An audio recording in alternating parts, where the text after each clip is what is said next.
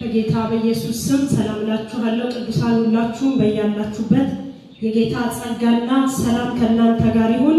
ይህ እንግዲህ በየሳምንቱ በፌስቡክ በቀጥታ ስርጭት የሚተላለፈው የእሁድ መደበኛ ፕሮግራማችን ነው። ፕሮግራማችንን በጌታ በኢየሱስ ስም እንጀምራለን። እንዲሁም ምናልባት ይህንን ቪዲዮ በተለያየ አጋጣሚ በጓደኞቻችሁ ገጽም የምትመለከቱ በጌታ በኢየሱስ ላላመናችሁ ለእናንተ የምስራች አለኝ። ጌታ ኢየሱስ ይወዳችኋል። ስለእናንተ ኃጢአት በመስቀል ሞቷል። በእርሱ በማመን የዘላለም ሕይወት እንድታገኙ የእግዚአብሔር ልጆች እንድትሆኑ እጋብዛችኋለሁ። ክብር ለጌታ ይሁን። መጽሐፍ ቅዱሳችን ትንቢተ ኢሳይያስ ምዕራፍ 40 ቁጥር 28 እና 29 ላይ እንደዚህ ይላል። አላወቅህምን? አልሰማህምን? እግዚአብሔር የዘላለም አምላክ የምድር ዳርቻ ፈጣሪ ነው። አይደክምም፣ አይታክትም፣ ማስተዋሉም አይመረመርም። ለደካማ ኃይልን ይሰጣል፣ ጉልበት ለሌለው ብርታትን ይጨምራል ይላል። ክብር ለእግዚአብሔር ይሁን። ሁላችንም በጌታ ፊት እንጸልያለን። ቅዱስ አምላክ እግዚአብሔር ሆይ ስለዚህ ቀን እናመሰግንሃለን። ነገር ሁሉ በተዘጋጋበት በዚህ ጊዜ ይህን ቴክኖሎጂ ተጠቅመን ተመስገን። በጌታ በኢየሱስ ስም ደግሞ ዛሬ እግዚአብሔር የዘላለም አምላክ ልጆችን በያሉበት በመንፈስ እንድትነካ ለደከሙ ኃይል እንድትሰጥ እግዚአብሔር ሆይ ጉልበት ላጡ ብርታትን እንድትጨምር በኢየሱስ ስም እንደ ቃልህ እንጸልያለን። ያዘኑ ይጽናኑ፣ የወደቁ ይነሱ፣ የደከሙ ዛሬ በኢየሱስ ስም በተሐድሶ መንፈስ እንደገና እንዲነኩ እንጸልያለን። የምናደርገው ሁሉ ለአንተ ክብር ይሁን በጌታ በኢየሱስ ስም አሜን። እንግዲህ ልጆች እንደተዘጋጃችሁ ተስፋ እናደርጋለን። በዚህ የሰንበት ትምህርት ቤት አስተማሪዎች ተዘጋጅተው እየጠበቁ ነው። አሁን የሰንበት ትምህርት ቤት ትምህርት ይቀጥላል። ክብር ለኢየሱስ ይሁን። ሚሶች ወደዚህ ይመጣሉ፣ ከነሱ ጋር እንማራለን። ከዛ በኋላ ጌታን አምልከን እግዚአብሔር ደግሞ እንደገና በቃሉ ይናገረናል፣ ይነካናል። ሁላችሁም የትም እንዳትሄዱ፣ እግዚአብሔር ከኛ ጋር አለ።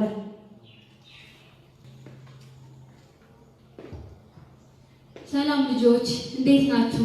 ደህና ናችሁ? ሳምንታችሁ ወራችሁ ሁሉ ጥሩ ነበረ? በስማ በጣም ብዙ ጊዜ ሆነን አይደል? ረጅም ጊዜ ሆነን በጣም ይናፈቃችሁ። ዛሬ አዲስ ትምህርት አንማርም። የቆምንበትን ነው የምናስታውሳችሁ። የሚቀጥለው ሳምንት ነው አዲስ ትምህርት የምንማረው። የዛሬው የትምህርታችን ርዕስ 10 ለምጻሞች ይሰኛል። 10 ለምጻሞች ዋናው የትምህርት ዓላማ ልጆች አመስጋኞች እንድትሆኑ ነው። እንድናመሰግን ነው። እግዚአብሔር ስላደረገልን መልካም ነገር ሁሉ እግዚአብሔርን እንድናመሰግን ነው። ዋናው የምፈልገው ይሄንን ነው። እግዚአብሔርን ብቻ ሳይሆን ሰዎች እናመሰግናለን። ስላደረክልን አመሰግናለሁ፣ ስላደረግሽልን አመሰግናለሁ ማለት አለብን። አንድ ጊዜ ለምጻሞች አሉ። ለምጻሞቹ ከጤነኛ ሰዎች ጋር አብረው እንዲሆኑ አይፈቀድላቸውም። ምክንያቱም እርኩስ እያሉ ስለሚሰድቧቸው አብረው አይሆኑም። እነሱ ራሱ ለምጽ እንዳለባቸው ሲያውቁ ራሳቸውን ያገላሉ። ራሳቸውን አግለው ከከተማ ውጭ ይቆማሉ። አንድ ጊዜ ኢየሱስ ከደቀ መዛሙርቶቹ ጋር ወደ አንድ መንደር መጣ። ሲመጣ ወደ መንደሩ ሲገባ አያቸውና አዘነላቸው። እነሱ እባክህ ተውሰን፣ እባክህ ኢየሱስ ሆይ ማረን ብለው ጮሁ። እሱ መጽሐፉን ገለጠና ሂዱ፣ ራሳችሁን ለደቀ መዛሙርት አሳዩ፣ ሂዱ አላቸው። እነሱ ሲሄዱ ልጆች መንገድ ላይ ለምጻቸው ነጻ። እግሩ የሚያነክስ የነበረው ቀጥ ብሎ ሄደ። ቁስል ምናምን የነበረበት ተፈወሰ። በጣም ደስ አላቸው።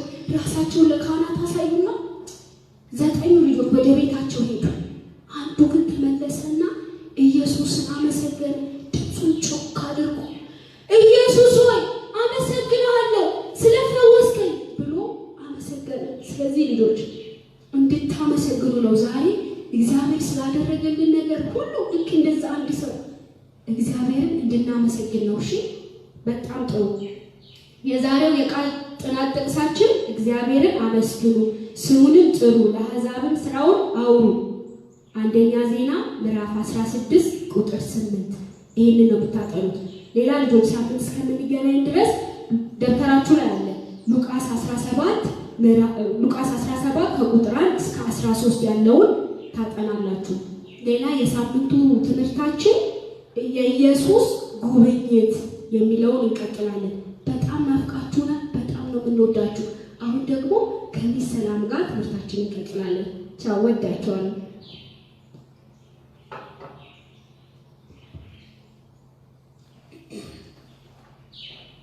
እንዴት ናችሁ ልጆች? ሰላም ናችሁ? ሁሉ ነገር ሰላም ነው? እንዴት ሰነበታችሁ? ደህና ናችሁ?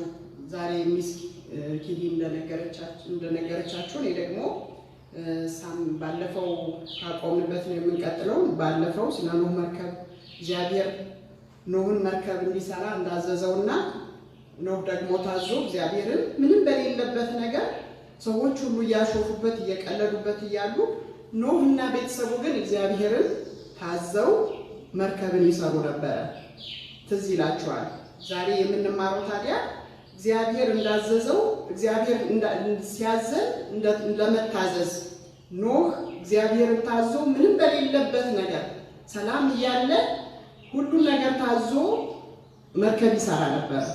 እኛ ዛሬ የምንማረው ስለመታዘዝ ነው። እግዚአብሔርን መታዘዝ ማለት ቤተሰቦቻችንን መታዘዝ ነው። ቤተሰቦቻችንን ከታዘዝን እግዚአብሔርን ታዘዝን ማለት ነው። ስለዚህ ኖህ ደግሞ እግዚአብሔርን እየፈራ ይታዞ መርከብን ይሰራ ነበር።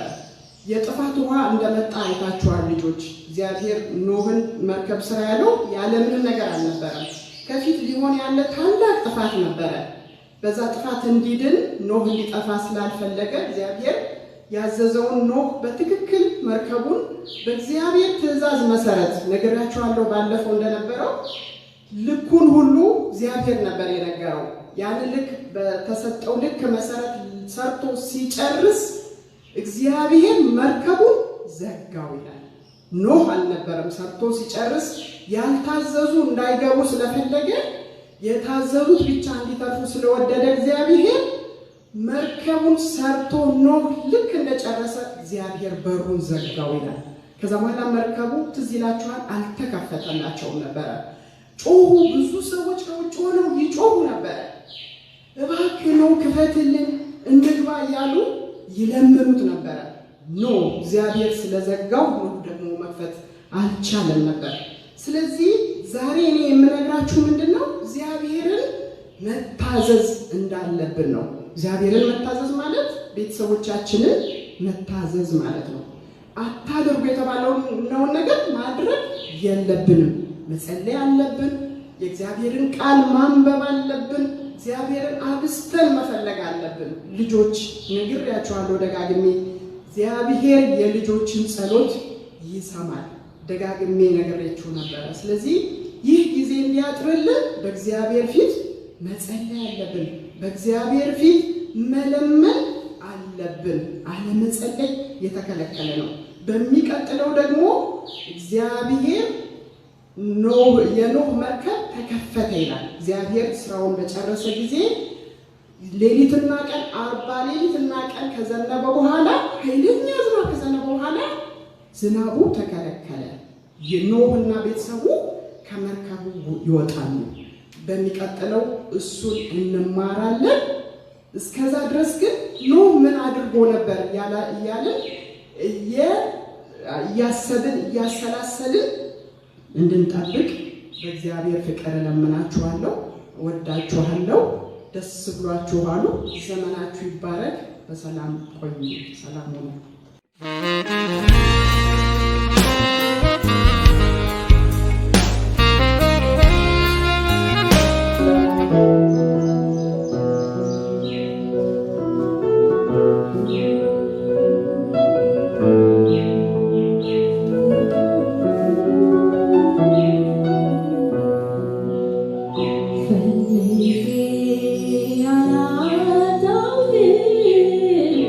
ከልቤ ሽቼ ራሴን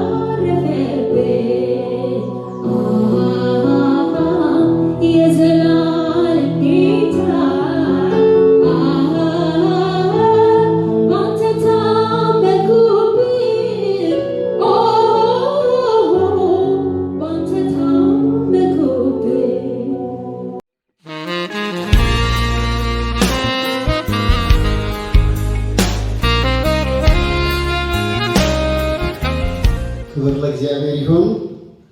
እንደምን ከረማችሁ? እግዚአብሔር አምላካችን ለዘላለም የተባረከ ይሁን። ጌታን ለዚህ ጊዜ ደግሞ እንደገና ስላደረሰን አምላካችን እግዚአብሔርን እናመሰግናለን። ልጆች ጥሩ ጊዜ እስካሁን ድረስ እየተከታተላችሁን ከነበራችሁ ጥሩ ጊዜ እንዳሳለፋችሁ ተስፋ እናደርጋለን። ይሄ ፕሮግራም በየሳምንቱ ይቀጥላል። ሁል ጊዜ 5 ሰዓት ከ5 እስከ 5 ከ10 የልጆች ክፍለ ጊዜ ነው የሚሆነው። ከዛ በኋላ ደግሞ በሚቀጥሉት የተወሰኑ ደቂቃዎች በዚህ መልኩ ጌታን እናመልካለን። ክብር ለጌታ ይሁን። ሁላችሁም በጌታ ደስ እንዳላችሁ በጌታ ደስ እንደተሰኛችሁ እርግጠኛ ነኝ። ዛሬ የምንካፈለው ባለፉት 2 ሳምንታት የተነጋገርነውን ነው። ትዝ ይላችሁ እንደሆነ ባለፉት 2 ሳምንት የእግዚአብሔር ሰው በሚል እየተነጋገርን ነበር። የእግዚአብሔር ሰው ስንቶች የእግዚአብሔር ሰው መሆን እንደምንፈልግ አላውቅም። እኔ ጽኑ ምኞት አለኝ። በጣም ጠንካራ ምኞት አለኝ። በቃ ብዙ የእግዚአብሔር ሰዎች በዚህ ዘመን እንደገና እንዲነሱ ይህንን ክፍል ደጋግሜ ለራሴ አስቤዋለሁ። የእግዚአብሔር ሰው በዚህ ዘመን እንደገና የሰራዊት አምላክ የእርሱ የሆነ ሰው እንዲያስነሳልን ያስፈልጋል። ክብር ለጌታ ይሁን። ይሄንን ልንናፍቅ፣ ይሄንን ልንጓጓ፣ ይሄንን ልንመኝ ይገባል። ይሄን ክፍል ባለፉት 2 ሳምንታት ሁለተኛ ጢሞቴዎስ ምዕራፍ 3 ቁጥር 16 እና 17 ላይ ነው የእግዚአብሔር ሰው ፍጹምና ለበጎ ሥራ ሁሉ የተዘጋጀ ይሆን ዘንድ የእግዚአብሔር መንፈስ ያለበት መጽሐፍ ሁሉ ለትምህርት፣ ለተግሳጽ፣ ልብን ለማቅናትና በጽድቅ ላለው ምክር ደግሞ ይጠቅማል ይላልና ከዚህ ክፍል ነው ይህን ሐሳብ የእግዚአብሔር ሰው አሜን የታምላክ እርሱ የእርሱ ሰዎች ያድርገን። እኔ ደግሜ በሳምንት ያሰብኩት የእግዚአብሔር ሰው የሚለው ምንድነው? በቃ ዝም የሳስብ ልቡ ያረፈበት ሰው እግዚአብሔር ከሰማይ ሲያይ ልቡ ያረፈበት ሰው በቃ እሱ አለኝ ለትውልድ ልናገር የምፈልገውን ነገር እሱ ይናገርልኛል ብሎ የእግዚአብሔር ልብ ያረፈበት ሰው ነው ያስብ ልቡ ያረፈበት ሰው። ሌላው እግዚአብሔር አብሮት የሚቆይ ሰው፣ አብሮት የሚሆን ሰው ሲሄድ አብሮት የሚሄድ ሲቀመጥ አብሮት የሚቀመጥ የሆነ ስፍራ ሲገባ እግዚአብሔር አብሮት የሚገባ ሰው በቃ አብሮት የሚሆን ሰው እናፍቃችሁ እንዲያን ሰው እግዚአብሔር አብሮት የሚሆን ሰው ልብ የእግዚአብሔር ልብ ያረፈበት ሰው ከማደሪያው ሆኖ እግዚአብሔር ሲመለከት እንትና አለኝ፣ ከበደ አለኝ፣ በየነ አለኝ፣ አስቴር አለችኝ፣ አልማዝ አለችኝ የሚለው አይነት ሰው ማለት ነው። እግዚአብሔር እንደዚህ አይነት ሰው ያለ። ሌላው ሲናገር ማለት ይሄ የእግዚአብሔር ሰው የሚለው መጽሐፍ ቅዱስን በተለይ በብሉይ ኪዳን ስትመለከቱ በጣም ብዙ ሰዎች ናቸው በዚህ ስም የተጠሩት። ሙሴ የእግዚአብሔር ሰው ነበር። ባለፈው ሳምንት ነግሬያቸዋለሁ። ኢያሱ የእግዚአብሔር ሰው ነበርና እግዚአብሔር አንዳንዴ ሰው ይሞትበታል ብያቸዋለሁ። አንዴ እግዚአብሔር ሰው ሞቶበት ወደ ኢያሱ መጥቶ ይሄን ያለው ባሪያዬ ሙሴ ሞቷል፣ በቃ ሰው ሞቶብኛል፣ ሰው ነበረ ሞቶብኛል። እግዚአብሔር ከዚህ ያድነ።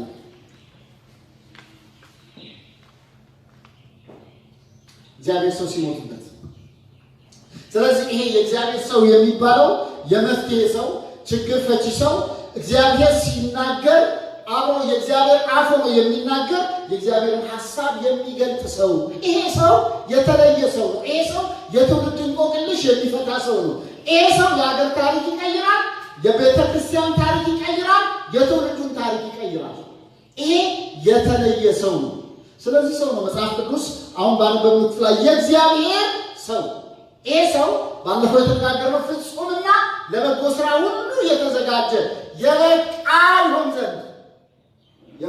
ዘንድ ዛሬ የምንነጋገረው የእግዚአብሔር መንፈስ ያለበት መጽሐፍ ለትምህርት፣ ለተግሳጽ፣ ልብን ለማቅናት ይጠቅማል። የእግዚአብሔር መንፈስ ያለበት መጽሐፍ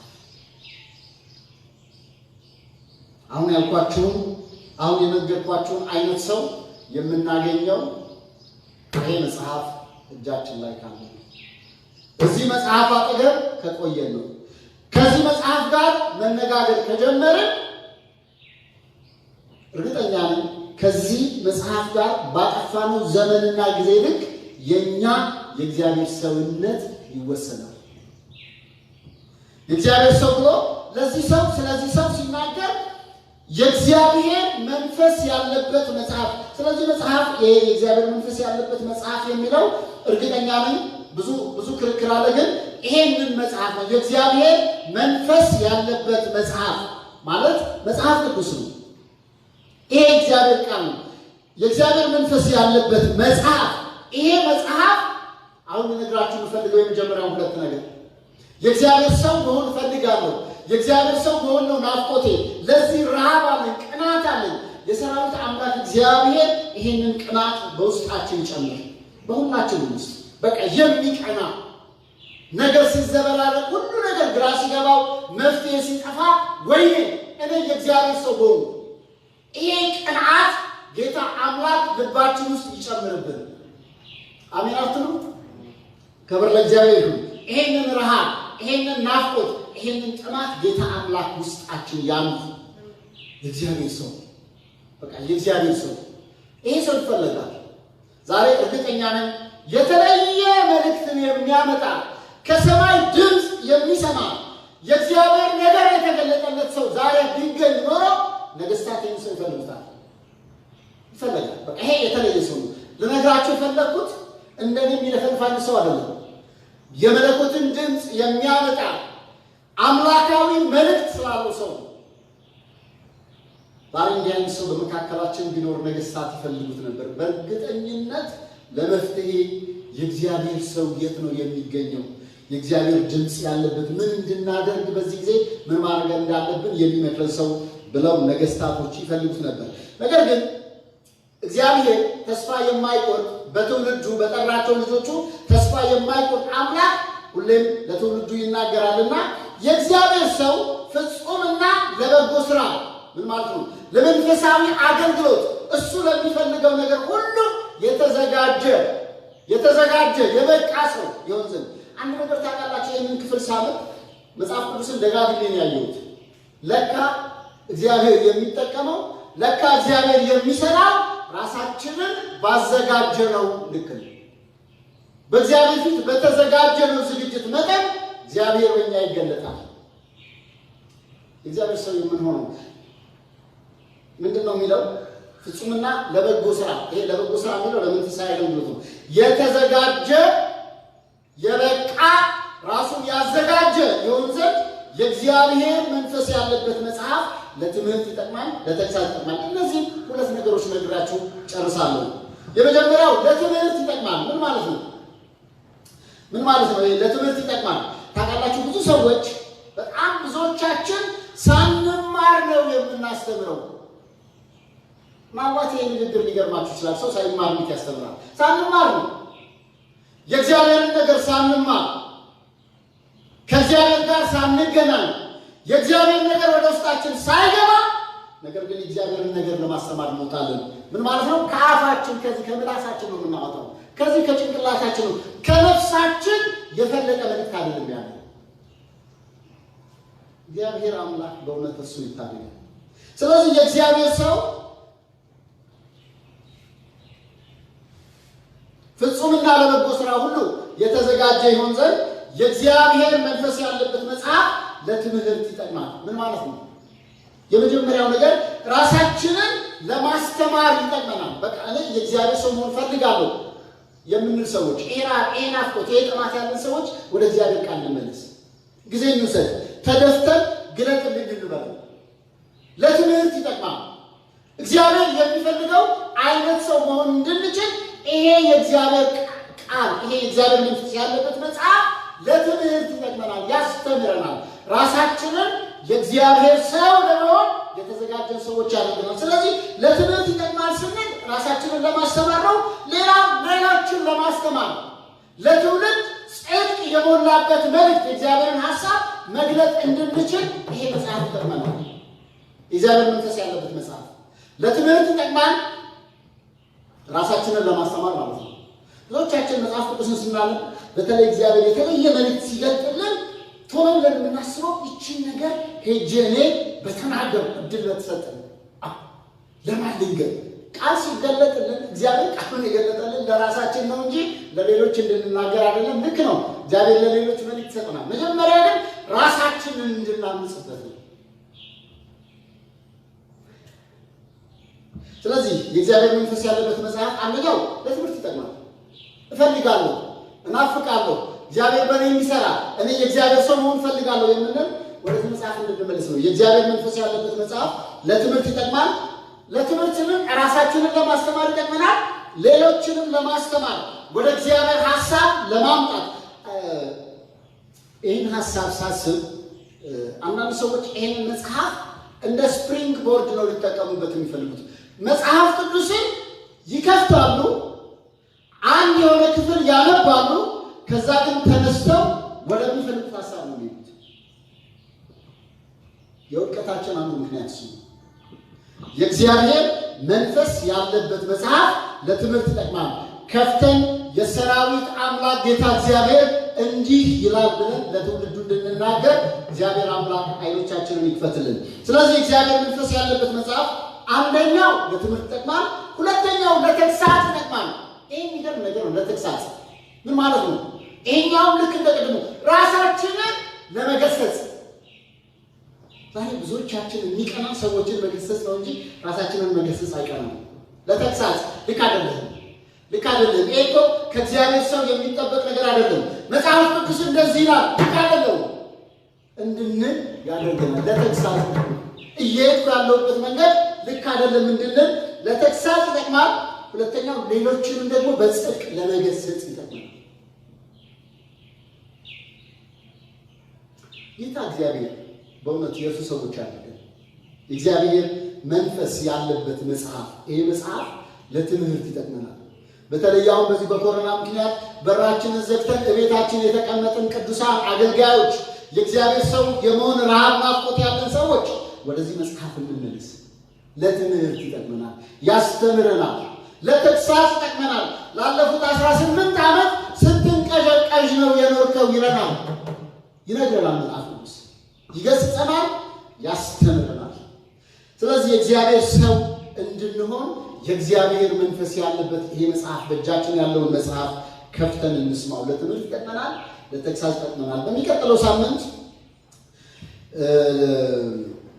ልብን ለማቅናትና በጽድቅ ላለው ምክር ደግሞ ይጠቅማል የሚለውን ክፍል ተመልክተን ስለዚህ የእግዚአብሔር ሰው እግዚአብሔር አምላክ እኛን እንዲያደርገን እኔ ረሃብ አለኝ እንዲያደርገን እናንተ እንዲያደርጋችሁ ጸልየን ይህንን ትምህርት እንጨርሳለን። ክብር ለእግዚአብሔር ይሁን። እንጸልያለን።